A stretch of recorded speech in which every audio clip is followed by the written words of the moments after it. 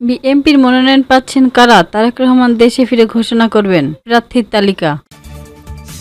ও নির্বাচনের দিনই জুলাই সনদ বাস্তবায়নের গণভোট হতে পারে বললেন সালাউদ্দিন আহমেদ। নির্বাচিত সরকার প্রতিষ্ঠায় বাধা দানকারীরা গণতন্ত্রের সবচেয়ে বড় শত্রু বলে মন্তব্য করেছেন বিএনপির ভাইস চেয়ারম্যান আসাদুজ্জামান দুদু। এতক্ষণ শুনছিলেন শিরোনাম, এবার জানিয়ে দিচ্ছি বিস্তারিত, পাশেই থাকুন।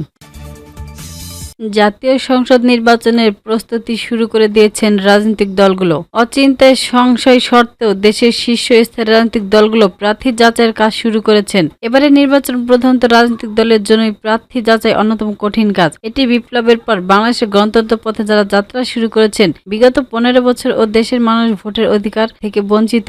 এবারে নির্বাচনে ভোট দেওয়ার জন্য সাধারণ ভোটাররা মুখিয়ে আছেন। রাজনৈতিক বিশেষজ্ঞরা বলেন, ভোটাধিকার হলো গণতন্ত্র সবচেয়ে বড় নাগরিক অধিকার। দেশের নাগরিকরা এই অধিকার এবার যেন নির্বিঘ্নে স্বাধীনভাবে প্রয়োগ করতে পারেন সেটি নিশ্চিত করাই সরকার এবং নির্বাচন কমিশনের দায়িত্ব। তবে এই দায়িত্ব শুধু সরকার এবং নির্বাচন কমিশনের উপর ছেড়ে দিলেই চলবে না, প্রতিটি রাজনৈতিক দলকে দায়িত্বশীল আচরণ করতে হবে। প্রার্থী যাচাই থেকে নির্বাচন আচরণবিধি মেনে চলা প্রতিটি ধাপে রাজনৈতিক দলের ভূমিকা অনেক গুরুত্বপূর্ণ। এই দায়িত্বের মাথা নাড়াই রেখে দেশের অন্যতম প্রধান রাজনৈতিক দল বিএনপির দলটি নির্বাচন প্রস্তুতি শুরু করেছে। বিএনপির শীর্ষ পর্যায়ে একাধিক নেতার সঙ্গে কথা বলে জানা গেছে 300 আসনে প্রার্থী বাছাইয়ের কাজ শেষ করে রেখেছে। তবে বিএনপির একাধিক নেতা জানিয়েছেন শরিকদের নিয়ে নির্বাচিত ভোট করবে বিএনপি। ইতিমধ্যে নির্বাচিত মিত্রদের কাছ থেকে তাদের প্রত্যাশিত নির্বাচনী আসনের তালিকা চাওয়া হয়েছে। এদের মধ্যে কয়েকটি দল তাদের প্রার্থী তালিকা বিএনপির হাইকমান্ডারের কাছে হস্তান্তর করেছে। একাধিক সূত্র নিশ্চিত করেছেন বিএনপির ভারপ্রাপ্ত চেয়ারম্যান তারেক রহমান নিজে এবং এই তালিকা যাচাই বাছাই করছেন। তবে জোট মিত্রদের তালিকা পাওয়ার পরে তারেক রহমান দলের শীর্ষ নেতা ও শরিকদের সঙ্গে আলোচনা করে প্রথম শরিকদের জন্য বরাদ্দ আসন চূড়ান্ত করেছেন। এরপর বিএনপি প্রার্থীর তালিকা চূড়ান্ত করা হবে। নাম প্রকাশ না করার শর্তে বিএনপির স্থায়ী কমিটির একজন সদস্য জানান, বিএনপির ভারপ্রাপ্ত চেয়ারম্যান দেশে ফেরার পরে বিএনপি প্রার্থী তালিকা ঘোষণা করা হবে। তবে তিনি কি বললেন? চূড়ান্তভাবে মনোনয়ন পাওয়া প্রার্থীদের আনুষ্ঠানিকভাবে সবুজ সংকেত দেওয়া হবে শীঘ্রই। বিএনপি থেকে কারা মনোনয়ন পাচ্ছে এরকম প্রশ্নের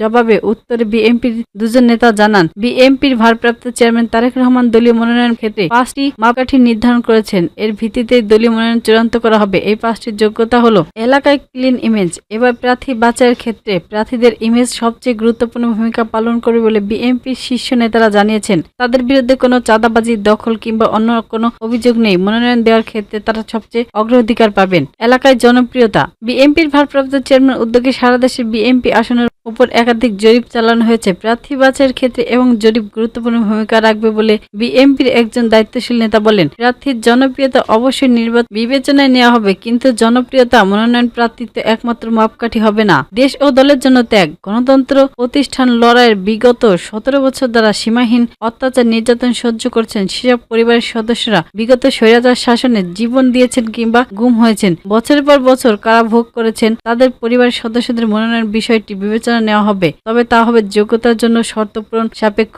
সংগঠনের জন্য আবেদন। বিগত 17 বছর যারা সংগঠনকে আগলে রেখে দলীয় কর্মীদের পাশে থেকেছেন, সাংগঠনিক কর্মসূচিতে সক্রিয় ভূমিকা রেখেছেন, তাদের প্রাধান্য দেওয়া হবে। দলীয় কোন্দল থেকে মুক্ত। যেসব মনোনয়ন প্রত্যাশী দলের কোন্দলে জড়ানোতে এলাকায় গ্রুপিং করেছিলেন তাদের মনোনয়ন প্রদানের অধিকার দেওয়া হবে। জানা গেছে বিএনপি নীতি নির্ধারণকর্তা ইতিমধ্যে এই 5টি মূল্যায়নের ভিত্তিতে মনোনয়ন চূড়ান্ত করেছেন। তবে কিছু কিছু আসনে সমযোগ্যতার একাধিক প্রার্থী থাকতে এ ব্যাপারে চূড়ান্ত সিদ্ধান্ত নেবেন বলে ভারপ্রাপ্ত চেয়ারম্যান।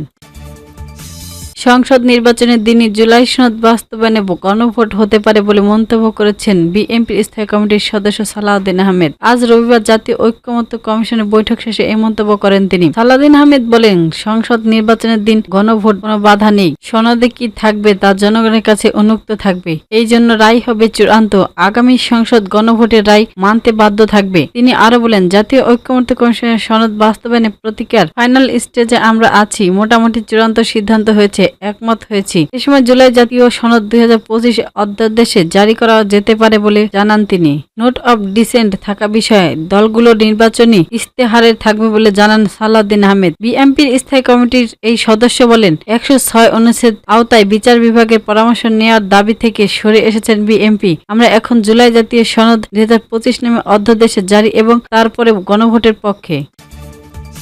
বিএনপির ভাইস চেয়ারম্যান আসাদুজ্জামান দুদু বলেছেন, বাংলাদেশ জনগণের ভোটে নির্বাচনী সরকার প্রতিষ্ঠার পথে যারা বাধা দেবে তারাই দেশের গণতন্ত্র, স্বাধীনতা ও সার্বভৌমত্বের সবচেয়ে বড় শত্রু। জাতীয় প্রেস ক্লাবের সামনে দেশ বাঁচাও মানুষ বাঁচাও আন্দোলনের উদ্যোগে দেশের স্বাধীনতা, সার্বভৌম রক্ষা ও গণতন্ত্র প্রতিষ্ঠার দাবিতে আয়োজিত এক নাগরিক সমাবেশ তিনি একথা বলেন। আসাদুজ্জামান দুদু বলেন, বাংলাদেশ তখনই বিপ্লব হবে যখন বাংলাদেশে গণতান্ত্রিকভাবে জনগণ সম্প্রীতি একটি সরকার অনুপস্থিত থাকবে। মানুষের মধ্য দিয়ে যে সরকার আসবে সেই সরকারের দায়িত্ববোধ আর অনির্বাচিত অথবা অন্তর্বর্তীকালীন সরকারের দায়িত্ববোধ এক হয় না। তিনি আরো বলেন, দেশের এমন একটি সরকার ছিল যারা টানা 15 বছর ধরে তথাকথিত নির্বাচনের নামে জোর করে ক্ষমতায় ছিলেন। সেই সরকারের দেশের জন্য সবচেয়ে বিপজ্জনক শক্তি। শেখ হাসিনা তার কর্মকাণ্ডের মাধ্যমে নিজেকে জাতির ও বিশ্বাসীর কাছে গণদুশমন ও গণবিরোধী শাসন হিসেবে প্রতিষ্ঠিত করেছেন। বাংলাদেশের 54 বছরের ইতিহাসে এত বড় ফ্যাসিবাদী, গণহত্যাকারী ও লুটপাটকারী শাসন আর কখনো দেখা যায়নি। তিনি আরো বলেন, বর্তমান শেখ হাসিনা পলাতক অবস্থায় আছেন। তিনি এমন একটি দেশে আশ্রয় নিয়েছেন যে দেশে বাংলাদেশের ব্যবসা বাণিজ্য বন্ধ করে দিয়েছে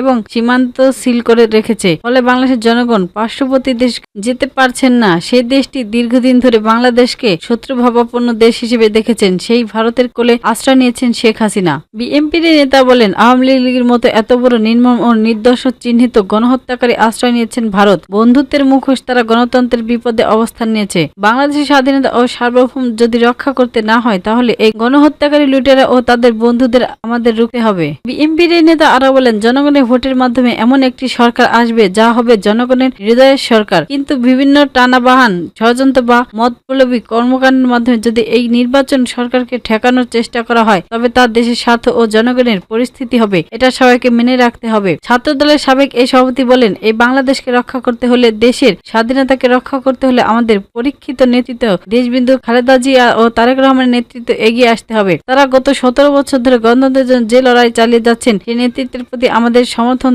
হাত বাড়িয়ে দিতে হবে। সবাইকে ঐক্যবদ্ধ হওয়ার আহ্বান জানিয়ে তিনি বললেন, আসুন আমরা সবাই ঐক্যবদ্ধভাবে বাংলাদেশকে রক্ষা করি, দেশের স্বাধীনতাকে রক্ষা করি ও পরিপূর্ণ গণতন্ত্র প্রতিষ্ঠা করি। নাগরিক সমাবেশ সভাপতিত্ব করেন দেশ বাঁচাও মানুষ বাঁচাও আন্দোলনের সভাপতি কে এম রফিকুল ইসলাম রিপন। বলেন, এ সময় আরো বক্তব্য দেন বিএনপির চেয়ারপারসনের উপদেষ্টা আব্দুল সামাদ, লেভেল পার্টির চেয়ারম্যান লায়ন ফাকুর রহমান, সাবেক সংসদ সদস্য শামীম কাউসার লিংকন, চালক দলের সভাপতি জসিম উদ্দিন কবির ও জিয়াউর রহমান, সমাজ কল্যাণ পরিষদ সভাপতি গিয়াস উদ্দিন খোকন সহ অনেকেই।